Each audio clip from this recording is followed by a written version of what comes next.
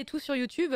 Il faut pas passer d'un truc à l'autre comme ça. Il me dit coupez bien. Je fais ah mais dans le live. D'accord, pardon. Alors du coup on va faire ah merci pour toutes ces explications. Nous passons maintenant au cri du mochi et on va commencer par Burn the Witch qui sortira, je le rappelle, demain 17 février dans toutes les bonnes librairies de France. Vas-y, je t'en prie. Il y a un super jeu de mots, un super petit tips avec Burn the Witch Under. Parle-nous-en. Non, il n'y a pas de petits tips. Bon, déjà de quoi ça parle Burn the Witch? Donc on est en Angleterre et on suit deux personnes, donc les deux jeunes filles qu'on a vues. Donc je vous montre, j'essaie de vous trouver une page où elles sont toutes les deux ensemble pour que ça soit un peu joli quand même. Il y en a on les voit là si tu veux sur le voilà. slide. Et Minnie et Noël, voilà, on les voit à peu près bien toutes les deux. Donc on a d'un côté donc Noël Nihachi qui est donc une grande brune métisse nippo-anglaise, anglo-nippone, je sais plus comment on dit, et on a à côté Nini Spangle qui est elle pour le coup une anglaise pure dure, et l'une est une lycéenne, l'autre est une rockstar. On va rester dans les trucs très vagues, et il se trouve qu'elles ont toutes les deux un secret, ce sont des sorcières, parce que dans le monde de Londres, en Angleterre, il y a Londres et il y a en fait Néga Londres, il y a un Londres inversé où à la manière d'un Harry Potter, on peut dire, existent donc des sorciers, des créatures magiques et mystiques. Et il se trouve que en Angleterre, en fait, le terme de dragon désigne toutes sortes de phénomènes et de cataclysmes surnaturels qui assaillent les gens depuis des millénaires maintenant. Et on considère que même maintenant, dans les armoiries de la ville de Londres, il y a des dragons parce que depuis la nuit des temps, on sait que les dragons sont là et peuvent faire du mal. Alors les dragons n'ont pas forcément la forme qu'on leur connaît habituellement dans les reliures et enluminures classiques. Il peut avoir plein de formes différentes.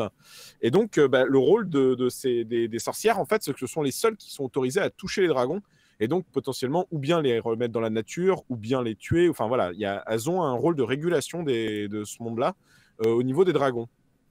Et donc, on va suivre donc l'histoire de ces deux jeunes filles et d'un troisième protagoniste dont j'oublie toujours le nom, qui est un jeune garçon très rigolo, qui est un peu foufou, on va dire, si on peut le résumer comme ça, qui lui en fait a eu un petit souci qui fait que, je vais pas révéler l'histoire, mais les deux sorcières vont devoir s'occuper de son cas à tous les niveaux. Donc ça c'est le pitch. Donc déjà je disais, l'édition est vraiment très belle. On est sur quand même un bel ouvrage avec, on voit que Glénat a quand même fait beaucoup pour sortir ce titre avec le plus de qualité de papier. Il y a un effet vernis sélectif sur le titre. Trop bien. La quatrième de cover, ce qu'il y a en dessous de la jaquette, c'est une illustration, et pour une fois on est sur un papier glacé, du coup, pour que je pense l'illustration couleur puisse tenir. Voilà. On a en plus dedans des petites pages couleurs. Donc vraiment, on est sur un très bel ouvrage. Et comme d'habitude avec Taito Kubo, on est sur beaucoup de travail de graphisme, de stylisme. Il fait en sorte d'avoir une mise en page toujours super dynamique, toujours vraiment en dehors des clous. On le disait tout à l'heure, il y a des liens avec Bleach. L'un des liens qu'il y a avec Bleach, je peux le montrer à ce niveau-là, effectivement, c'est pas trop spoilant, c'est que dans la graphie de Burn the Witch, à la fin d'un chapitre, voilà, Taito Kubo met en avant que si on noircit certaines lettres ou certaines parties des lettres, on obtient le mot Bleach qui est caché en secret. Donc voilà, on a une griffe par exemple dans le W de Witch qui forme un A, et la croix de The en fait peut former un petit L. Donc on a le mot Bleach qui est caché dans le titre même de Burn the Witch. Il aime bien s'amuser comme ça. Ça c'est cool. Je l'avais dit tout à l'heure. J'aime bien. Petite C'est vraiment un peu, rigolo. Là. Ouais. Je l'avais pas vraiment... vu du tout. Du coup, tu vois, moi, je t'en avais passé tellement à côté, donc je découvre ça. Je vois que Captain Geek me trahit. Non, je ne l'ai toujours pas dit. Je rappelle que c'est Glénat lui-même qui a dit qu'il y avait des clins d'œil à Bleach. Ça, c'est pas un clin d'œil. Ce n'est pas ce que Midine a dit dans le maquet. Voilà, laisse-moi rassurer Midine comme je peux. Non, il y aura jamais de rassure. Midine, tu as manqué de respect à Burn the Witch, c'est comme ça. Alors, si vous connaissez Bleach, vas-y, pardon. Ouais, justement, je rebondis sur ce que tu dis. En fait, il faut savoir que lorsque Kubo a travaillé sur Burn the Witch, l'éditeur lui a demandé de proposer un titre qui soit à la fois une nouveauté et en rapport avec Bleach. Voilà. C'était d'où son jeu de mots. Mais ce qui est intéressant, c'est que Kubo, il sait s'adapter et que tu vois, il aurait pu faire quelque chose de bien plus bateau, genre Bleach to the Moon ou une connerie comme ça. Et non, il s'est amusé à faire un truc c'est très ludique. Et c'est vrai que même si on l'avait pas repéré, Marcy me disait que dans Burn the Witch, elle entendait les sonorités un peu de Bleach aussi quand même, tu vois. Donc il y a quelque chose qui en ressortait. Totalement, ça s'entend. Ouais, quand tu le prononces, ça saute un peu aux oreilles. Et l'un des autres trucs de Burn the Witch, donc déjà, je l'ai dit, ce n'est pas un one-shot, mais l'histoire de ce tome-là peut se conclure. On resterait sur quelque chose d'assez ouvert parce qu'il y a plein de mystères qui restent, mais l'intrigue principale de ce tome se finit. Donc on ne se finira pas sur un cliffhanger. C'est ça que ça veut dire, en tout cas, Caroline. Tu peux lire ce tome 1 sans te dire, oh mon Dieu, je vais devoir attendre 2 ans pour avoir la suite. Là, c'est pas très grave si on attend un peu. Alors, il y aura c'est pas l'enfer avec toutes les autres séries. Merci.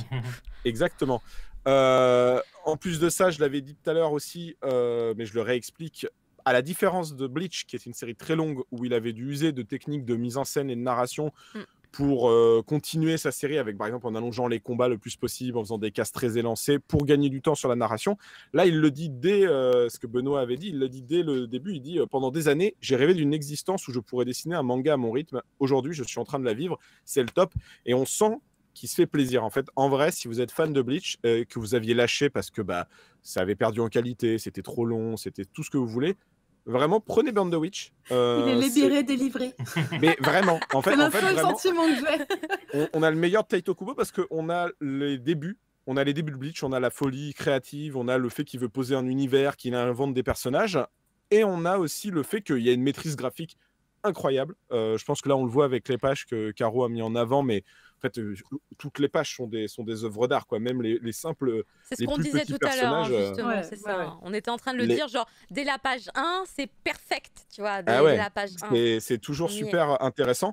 Et l'autre force de Taito Kubo, c'est que, comme je l'ai dit aussi tout à l'heure, il est maintenant aguerri, c'est vraiment un maître du manga et il sait mettre en scène, il sait raconter une histoire sans faire trop de fioritures, il sait faire des personnages super intéressants qui sont pas définis que par 3 traits de caractère et une forme physique. Comme je disais, les héroïnes ne sont pas juste une blonde, une brune, une petite, une grande. Il y a un vrai background qui les enrobe, qu'on découvre au fil du tome et qu'on n'a pas fini de découvrir. Je pense que les prochains tomes, quand ils sortiront, nous apprendront des choses. Et je vois que, encore une fois, Shiny Renshi, qui est toujours à parler de la sexualisation des filles, dit pourquoi elles sont sexualisées. Elles peuvent être sexualisées, c'est pas pour autant que ce sont des potiches. Au contraire, ce sont des vrais personnages qui sont très bien construits. Je pense que tu peux, mais c'est que mon avis de garçon, peut-être j'ai tort à ce niveau-là, tu peux très bien rendre des personnages séduisants et sexy sans en faire des cruches ou ce genre de choses. Ce qui pouvait être reproché par exemple au personnage d'Orihime dans Bleach, clairement on peut pas le reprocher aux 2 héroïnes de Burn the Witch. Le Orihime de l'histoire, c'est plus le garçon en vérité. C'est plus lui qui est. Je suis d'accord, il y a ça explique pourquoi je l'aime bien, ce garçon. C'est parce qu'il me rappelle Orihime. J'aimais beaucoup Orihime à l'époque. Voilà, je vous mets sa tête. Je vous mets juste sa tête. Je vous cache. Non, je suis d'accord que les 2 filles ont vraiment un très fort caractère. Regardez-moi cette tête. Il est trop pipou. Voilà. Je le trouve trop mignon aussi. C'est vrai qu'il est marrant. Même dans les OAV, il est très très chouette. Pourquoi est-ce qu'elles doivent être sexualisées ? Je pense que tout simplement c'est un shonen manga, que ça parle aussi quand même à un public de garçons et que d'une autre manière, en fait, quand tu prends par exemple un shonen de sport, prenons IQ ou iShield n'était pas encore à ce niveau-là, mais prenons IQ par exemple qui est assez connu, c'est plein de bishonen qui sont aussi sexualisés d'une autre manière, fait plaire au public féminin, renier le fait que on est des animaux qui savent parler. IQ, j'ai pas lu le manga, j'ai maté l'animé, mais c'est plein de bichots en sueur. Voilà. Mais ils font du sport, enfin, je pense que c'est oui, après le regard pervers des gens comme moi, c'est tout, c'est pas la faute. Non, mais d'accord. Non, mais dans le sens que Burn the Witch, elles sont pas à poil tout le temps. Elles le sont même quasiment jamais, non ? Non, elles le sont pas. Pas spécialement, effectivement. J'avoue. En fait, voilà, si on peut parler de sexualisation, on pourrait dire. J'ai pas vu dans le one shot en tout cas. Je pense que Shiny Renshi pense plus à des choses de ce sens-là. Voilà, elles sont en costume. Après, elles sont en costume d'écolière. Ah oui. Voilà, mais moi, ça ne me gêne pas spécialement parce que là aussi, la question se pose. C'est leurs habits de la vie de tous les jours. Est-ce que, non, ça c'est pas. Mais pourquoi pas non, mais c'est pas parce que toi c'est pas ton habit de la vie de tous les jours qu'elle c'est pas le leur en fait. C'est comme je vous montre un autre, une bande de personnages qui arrivent à un moment, ils ont tous une classe de ouf. Bon, à quel moment vous avez vu que l'Assemblée nationale, tous les mecs qui nous gouvernent, ils avaient cette classe-là et cette prestance-là ? Non, je ne pense pas. À un moment, il faut aussi se rappeler qu'on est dans des choses à notre président. Ouais, pas que si c'est ça le premier truc à suggérer, oui, peut-être effectivement. Tout ça pour dire que on peut s'arrêter à l'aspect sexualisé, fanservice si vous voulez. Je trouve pas qu'il soit spécialement présent dans Burn the Witch. Au contraire, je trouve au contraire que On a là un super shonen manga qui va avoir son rythme. Ça, c'est vraiment le bémol qu'il faut prévenir les gens. Vous n'allez pas avoir un tome tous les 2 mois, ça c'est clair et net. Le tome 2 est même pas il commence au Japon, je crois, seulement en chapitre. Donc ça va apparaître à son rythme. Mais j'ai envie de vous dire, je préfère avoir ça que de revoir un Taito Kubo qui avait un rythme effréné comme dans Bleach et qui des fois était un peu, il pataugeait dans la semoule et il savait plus comment se sortir de Bleach en fait, vraiment. Et là, Burn the Witch, c'est une vraie bouffée d'air frais. On s'amuse, on rigole, il y a plein d'actions, vraiment c'est super prenant. Donc Est-ce moi qu'on je devrait dis juste pas allez-y. arrêter de mettre la pression d'ailleurs sur les auteurs pour sortir ce rythme effréné du Bah, shonen manga? Ça t'as fait partie de la culture shonen manga, mais d'un autre côté, on sent bien que les C'est la auteurs, c'est culture, pas là où ils c'est la s'épanouissent. culture manga. J'ai envie de te dire, ça dépend. En Oui. vrai, ça dépend. Il y a des auteurs qui s'épanouissent très bien dedans. Il y en a qui s'épanouissent moins dedans. Ça dépend vraiment des auteurs et de leur rythme et de la Mais quand manière tu dont vois ils ce t'en sortent. résultat-là, maintenant, est-ce qu'il Euh, aurait pu faire ce résultat-là après des années de Bleach, après 15 ans, enfin sans les années, sans Bah, les je pense 15 ans que de non. Bleach, ça En serait vrai, bien? je pense quand même que mine de rien, tu sens que toute la masterisation qu'il a fait pendant ces 15 années de publication de Bleach se ressentent dedans, que ça soit le trait, la mise en scène, la mise en case. Enfin, vraiment, c'est pas un débutant qui fait ça, quoi. C'est impossible qu'un mec de 20 piges arrive et fasse un truc de ce niveau-là. Et pas qu'en termes de dessin, hein. Je parle vraiment bien de la manière dont il gère l'histoire, la narration. Les temps de rythme, les temps de pause, c'est vraiment des choses qui sont très difficiles à gérer, qui ne se calculent pas spécialement, hein. Je pense que le manga, comme tout art, c'est pas qu'une science. Il y a des éléments qu'on peut quantifier, mais il y a des choses qui révèlent de l'instinct.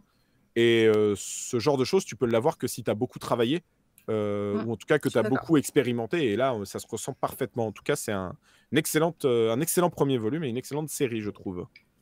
Bien, Pourvu que ça merci. dure. Ouais, Qu'ils nous en fassent vivement plein comme la ça. suite, mais si j'ai bien compris, on l'aura pas dans un mois, hein. Ça sera pour un peu plus tard, histoire de laisser le rythme se faire lui-même. Il y a combien de tomes actuellement disponibles? Il y en a que 1, 2, 3 au Japon? Pour l'instant, il n'y a qu'un seul volume complet de paru. C'était C'est ça. seul. Avec le doigt qui arrive tout doucement comme ça. Va falloir attendre longtemps. Mais qu'ils prennent son temps. Si c'est pour nous proposer ça, moi je pense que... Exactement ce que j'allais dire. C'est que c'est bien, prends ton temps. De toute façon, il y a tellement de mangas qui sortent en France C'est ça, que pas si ça pressé. peut ne pas venir trop vite, c'est très bien aussi. Surtout que, a priori, l'attente sera acceptable puisqu'il n'y a pas un gros cliffhanger des malades à la fin de ce premier volume. Donc c'est très bien. On va partir du coup maintenant sur une série qui, elle, pour le coup, est longue. Elle est longue et en plus, elle est bientôt terminée puisque le dernier volume devrait sortir d'ici quelques mois. C'est Exactement. l'avant-dernier volume, le tome 17.